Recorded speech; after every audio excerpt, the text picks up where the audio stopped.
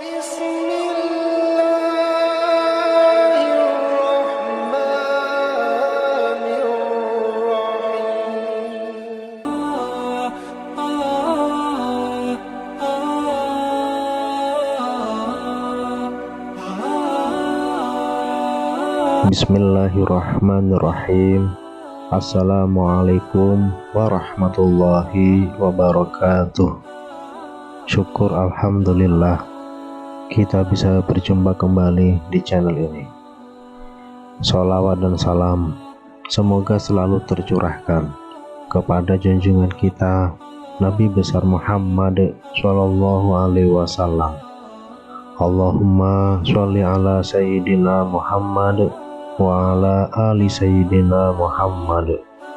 Harapan dan doa saya untuk saudaraku semua yang sedang menonton video ini, semoga saudaraku semua selalu diberikan kesehatan oleh Allah, dimudahkan segala urusannya, dilapangkan rezekinya, dan diampuni segala dosanya.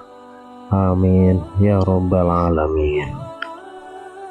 Sahabat beriman yang dirahmati Allah, bacaan apa saja yang boleh dan dilarang dalam sholat?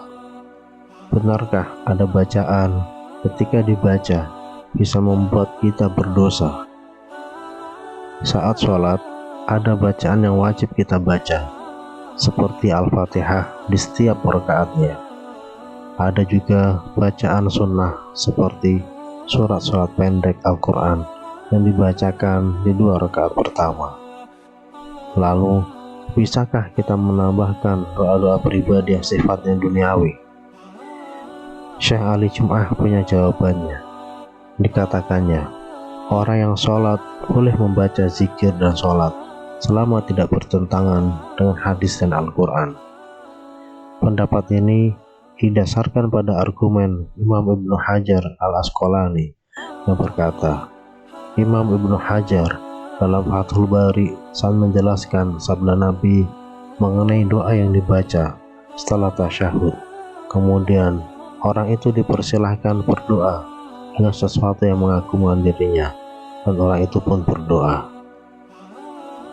Berdoa memohon untuk kebaikan duniawi boleh-boleh saja. Doa-doa yang bersifat duniawi, misalnya dilancarkan rezekinya, segera bertemu jodohnya, untuk meminta keturunan, itu boleh dilakukan. Hal ini juga dibenarkan oleh Imam Al-Baji dalam Al-Muntaqo Syarah Al-Muwatta. Beliau berkata, hal ini sebagaimana Imam Malik berkata, tidak masalah berdoa dalam sholat maktubah dan dengan bentuk doa sesuai yang dikehendaki, baik berupa doa ukhrawi ataupun duniawi, baik yang sesuai dengan doa dari Al-Quran ataupun mengarang sendiri. Bacaan yang diharamkan dalam sholat. Fenomena menambahkan bacaan dalam sholat pernah dilakukan oleh Ibnu Umar. Dalam kalimat syahadat, Ibnu Umar berkata, tidak ada sekutu baginya, dan aku bersaksi bahwa Muhammad adalah Rasulullah. Kita mungkin sudah melakukan sholat selama puluhan tahun, tapi ternyata ada fakta penting yang harus kita ketahui mengenai surat-surat yang dibaca setelah Al-Fatihah. Dalam sholat, selama ini mungkin kita terbiasa membaca surat pendek tanpa memperhatikan urutannya. Ternyata hal ini berbeda dengan yang dilakukan oleh Rasulullah Shallallahu Alaihi Wasallam. Beliau sangat jarang membaca surat yang pendek, kecuali dalam perjalanan.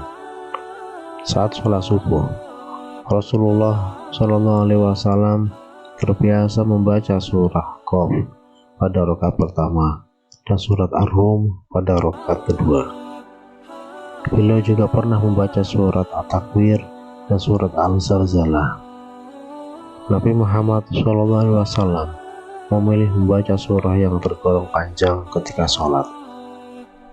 Hal ini pernah dialami sendiri oleh salah seorang sahabat dari Abu Sa'id Al-Khudri. Ia berkata, suatu ketika sholat zuhur ditunaikan, terus seseorang pergi ke perkampungan Baqi dan ia melaksanakan aktivitasnya di sana. Kemudian ia berwudu, lalu mendatangi jamaah sholat, dan Rasulullah SAW masih berada pada rakaat pertama karena saking panjangnya apa yang beliau baca. Hadis riwayat Muslim. Pemulihan surat yang dibaca secara berurutan. Selain itu, Rasulullah SAW memilih surah secara berurutan. Hal ini dibenarkan oleh Imam Nawawi dalam kitab At-Tibyah. Beliau mengatakan bahwa Al-Quran tak semata-mata disusun secara berurutan, namun ada hikmah di balik hal tersebut. Karena itu, sudah sepatutnya ketika kita membacanya mesti berurutan. Hal ini juga berlaku ketika sholat, misalnya membaca surat Al-Baqarah di rakaat pertama, kemudian di rakaat kedua membaca surah Al-Imran, begitu seterusnya. Bagaimana jika pada rakaat pertama kita membaca surah An-Nas?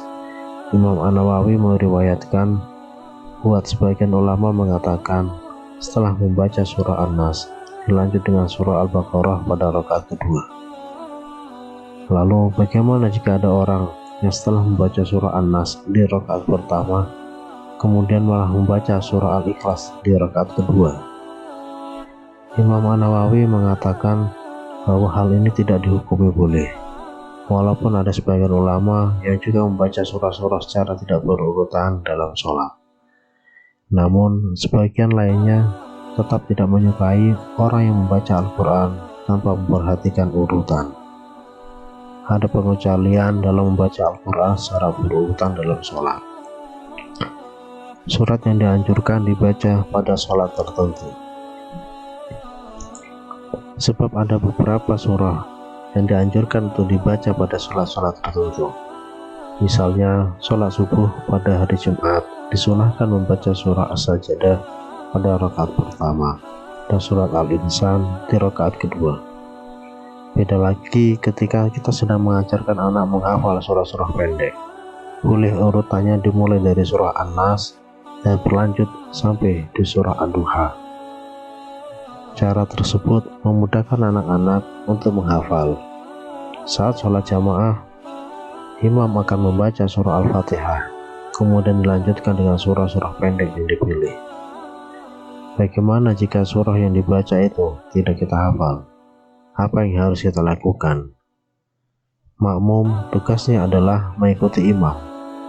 Saat imam membaca salah satu surah dalam Al-Quran setelah membaca Al-Fatihah, makmum cukup mendengarkan saja. Namun ada pengecualian ketika imam membaca surah At-Tin. Hal ini dijelaskan dalam hadis Rasulullah SAW. Ketika imam membaca ayat terakhir, bukankah Allah hakim yang seadil-adilnya? Maka makmum menjawab, saya menyaksikan hal itu. Hadis riwayat Abu Dawud dan At-Tirmizi. Dalam sholat kita sudah diperintahkan untuk mengikuti cara sholat Rasulullah SAW. Kerjakanlah sholat sebagaimana kalian melihatku melakukannya. Hadis riwayat Bukhari. Wallahu a'lam. Wassalamualaikum warahmatullahi wabarakatuh.